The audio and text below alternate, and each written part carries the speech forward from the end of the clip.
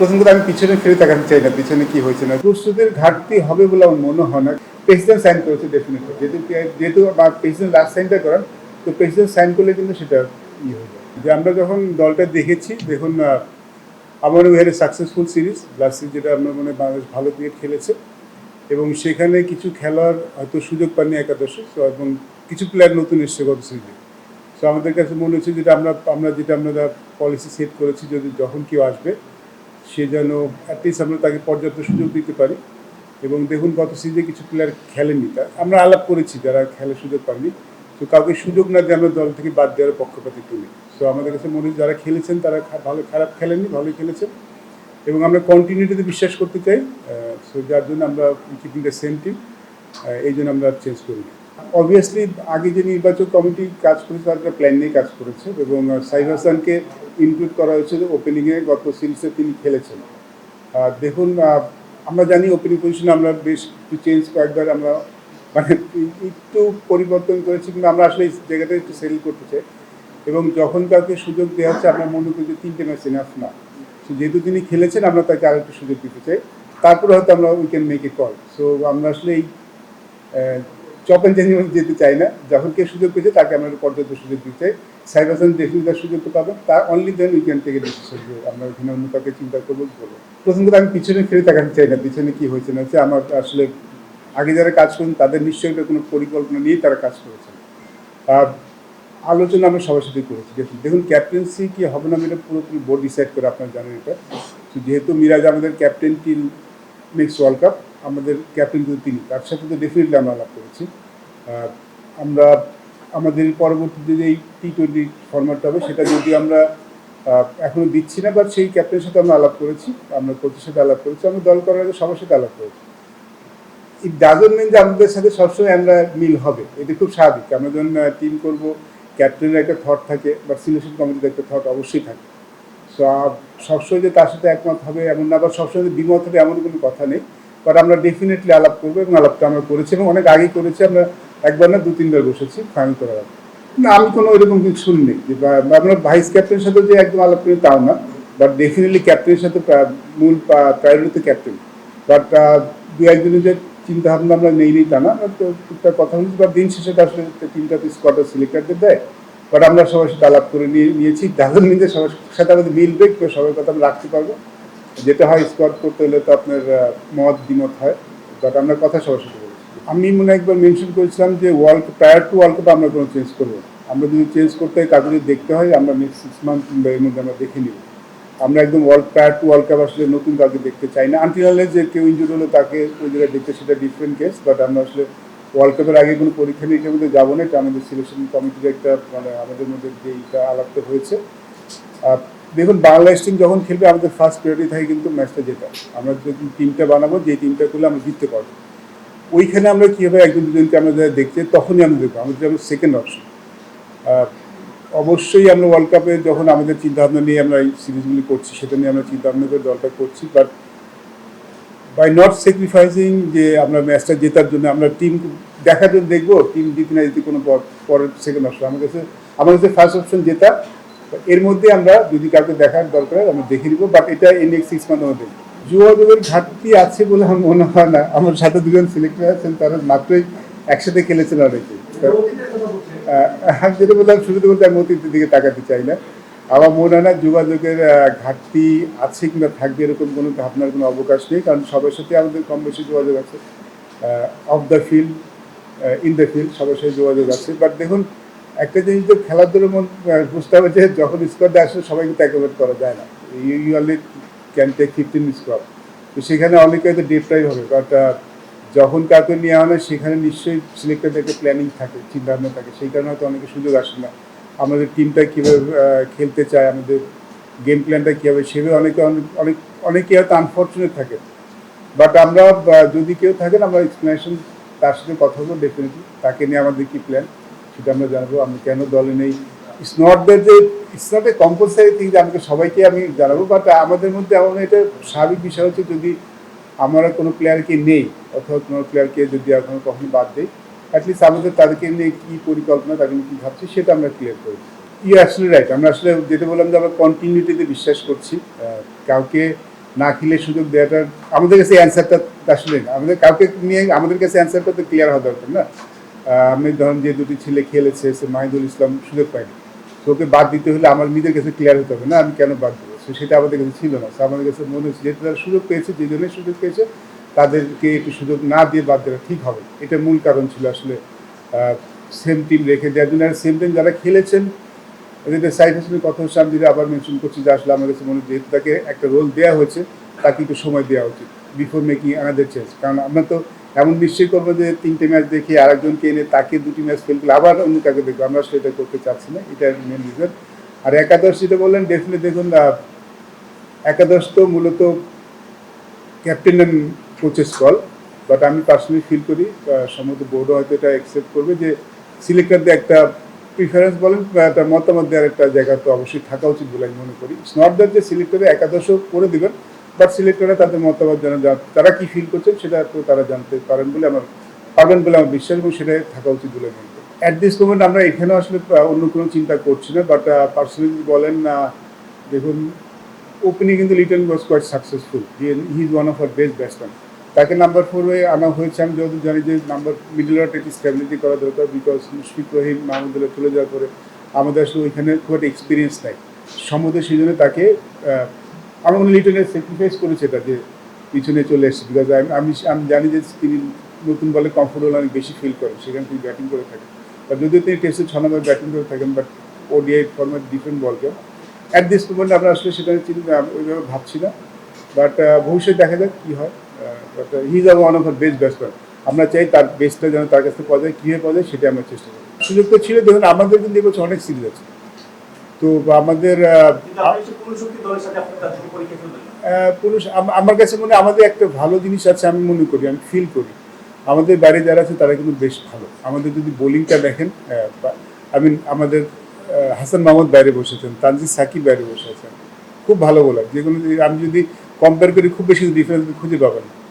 আমাদের বাইরে যারা আছেন তারা কিন্তু যথেষ্ট ভালো ক্রিকেট খেলেছেন এবং এক্সপিরিয়েন্স। বিজনেসটা আমি দেখতে পারতাম, অবশ্যই দেখতে পারতাম, বাট আমাদের কাছে মনে হচ্ছে দেখুন আমাদের একটা ব্যাপার তো আছে, ওয়ার্ল্ড কাপ কোয়ালিফায়ার একটা ব্যাপার আছে, আপনি জানেন পয়েন্টে একটা ব্যাপার আছে, আপনি জানেন। সো আমরা যখন এটা মেক শিওর করে ফেলতে পারবো, তারপর মানে আমরা শুধু তাহলে আরও বেশি দেখতে পাবো। এই সিরিজটা আমাদের কাছে ভেরি ইম্পর্টেন্ট সিরিজ করা, যদি এই সিরিজটা যদি আমরা পূর্ণ পয়েন্ট নিয়ে দিতে পারি, তাহলে এটা আমাদের পরবর্তী সিরিজে একটু রিল্যাক্স থাকতে পারবে, তখন আমরা হয়তো এই জিনিসগুলি একটু একটু করে দেখতে পারবো। আগে আমরা যখন টিম হতো, টিম হলে যে অনেকেই বাদ পড়তো বা অনেকে কি করতো, তো আমাদের সবসময় এক্সপেকটেশন যেটা থাকতো, বাদশা ভাই যেটা বললো যে আমাদের একটা এক্সপ্লেনেশন থাকে, নিজেদের একটা চিন্তা ভাবনা থাকে। তো আমার এই জিনিসটা এখন আমার মনে হয় যে আমাদের যে প্যানেল আছে, আমাদের এই প্যানেলে আমরা যে জিনিসগুলো আমাদের মনে হয়েছিল যে আগে আমাদের এই জিনিসগুলো চেঞ্জেস হওয়া উচিত বা প্লেয়ারদের জানা উচিত, সেই জিনিসগুলো আমরা এখন চেঞ্জ করতে পেরেছি এবং সেই জিনিসগুলো আমরা করতে পারছি। তো আমরা এই জিনিসটা খুব ভালো একটা সাইন। আমার সাথে দু একবার কথা হয়েছে। আমার মূল প্রথমে যখন আমি জিজ্ঞেস করেছিলাম, আসলে আমি জিজ্ঞেস করলাম ইজি প্রিপেয়ার্ড, এখন কী করছে, মানে যেহেতু ও যেখানে আছে ওখানে ক্রিকেটে রেগুলার হয় না, মানে আমিও রেগুলার হয় না, সবসময় ট্রেনিংয়ের পর্যাপ্ত সুযোগ কিন্তু সেখানে নেই, ফিটনেস করা যাবে, আর ক্রিকেটটা আসলে অত রেগুলার হয় না, যদিও ক্রিকেট খেলছে। তো আমি আসলে ওর সাথে এইসব বিষয় নিয়ে বেশি কথা বলেছি, বাকিটা ওর অ্যাভেলেবিলিটি তো পরের বিষয়। কারণ আমি যেটা ক্লিয়ার করেছিলাম যে যদি আমরা চাই, আমরা অবশ্যই তবে লম্বা সময়ের জন্য, এবং আর যেহেতু আমরা এই সময়টুকু আমাদের ওয়ার্ল্ড কাপের আগে সময়টুকু তাকে কিন্তু ওয়ার্ল্ড কাপ নিয়ে প্ল্যান করে নিই, যদি চাই লম্বা সব কিছু ঠিকঠাক থাকে, আমরা তো অবশ্যই চাই তাকে লম্বা সময়ের জন্যই চাই। আর আলাপটা আসলে এটাই হয়েছে যে আসলে সে কতখানি prepare, because preparation is very important. International cricket কিন্তু ডিমান্ড লট অফ থিংস, তো ইন্টারন্যাশনাল ক্রিকেট খেলার আগে নিজের প্রিপেয়ার হওয়াটাও অনেক দরকার হয়।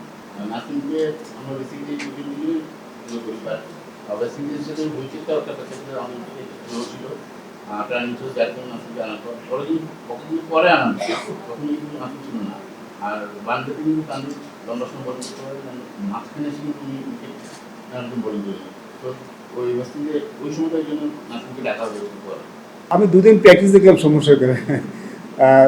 একটা জিনিস খুব আমার ইমপ্রেসিভ লেগেছে, ও যেভাবে অস্পিনটা হ্যান্ডেল করছে, ইটস ভেরি গুড। ওরা কিন্তু একটা মানে স্পিনে একটা মানে যখন সেট হওয়ার আগে একটু দুর্বলতা ছিল, but I think he improved A lot. Is a important asset for the team. আমরা কিন্তু এই যদি আপনি আমাদের খেলা দেখেন, আমাদের প্রচুর খেলা আছে, তার মানে সবাই সুযোগ পাবে এবং ওর মতো প্লেয়ার খেলার বেঞ্চে বসে থাকা মানে যে আমাদের টিমটা কিন্তু অনেক স্ট্রং।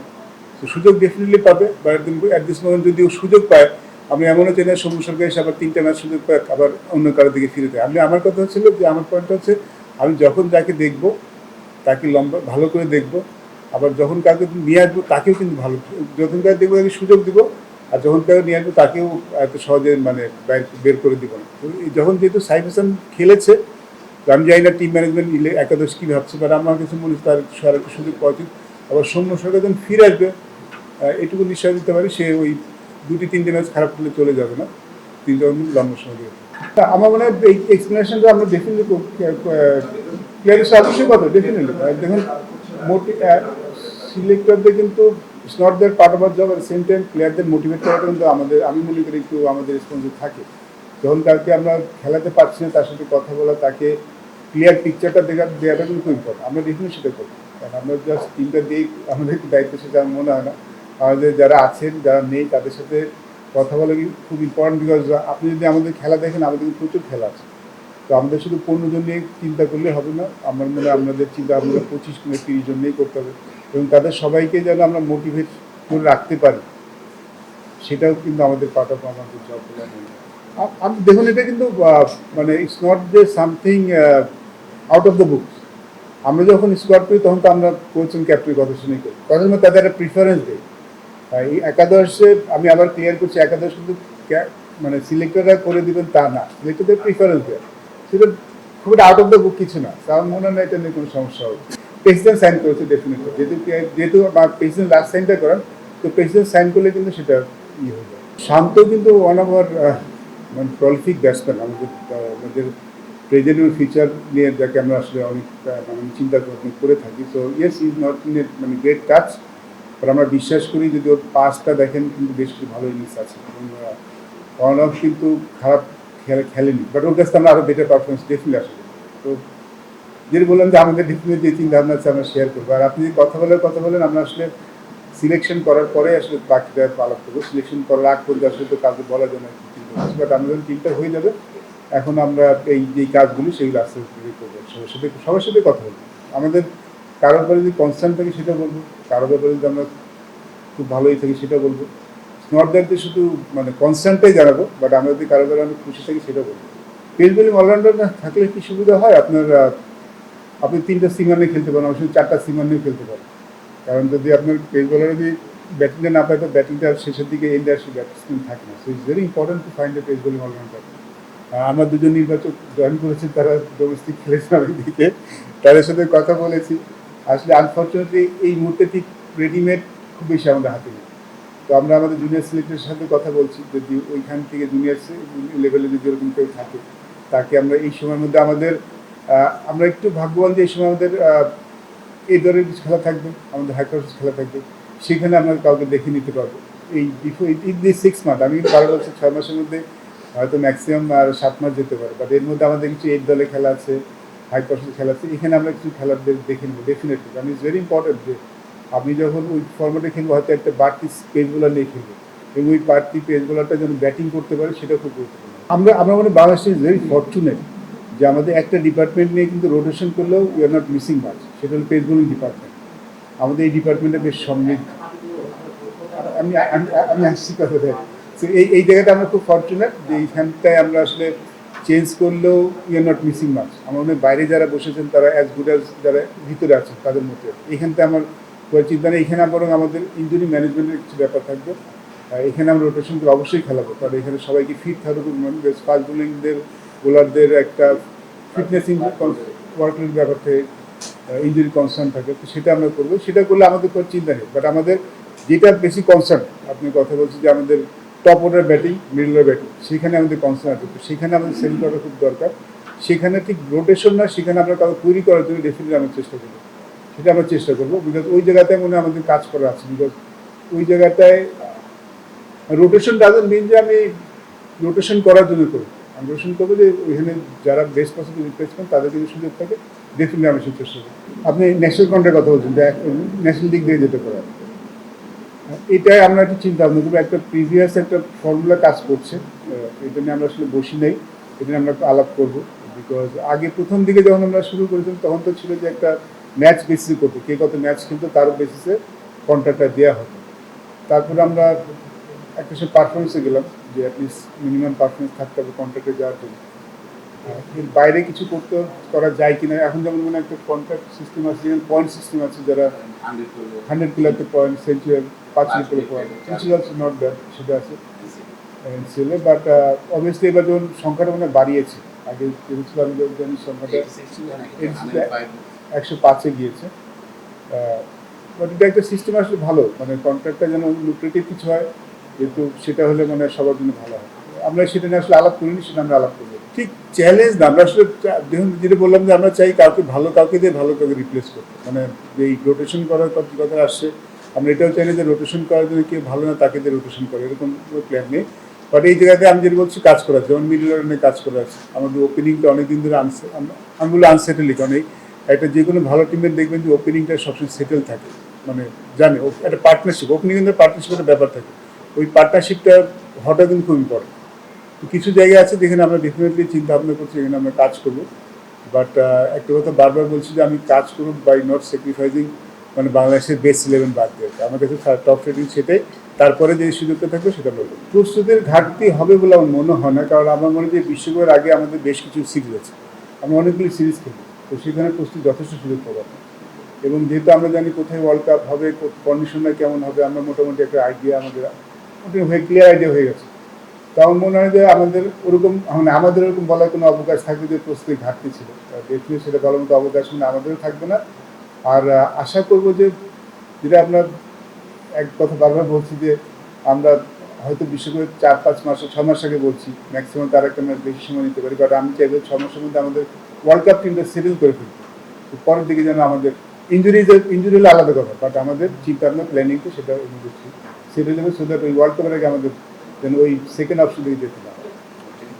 Thank you.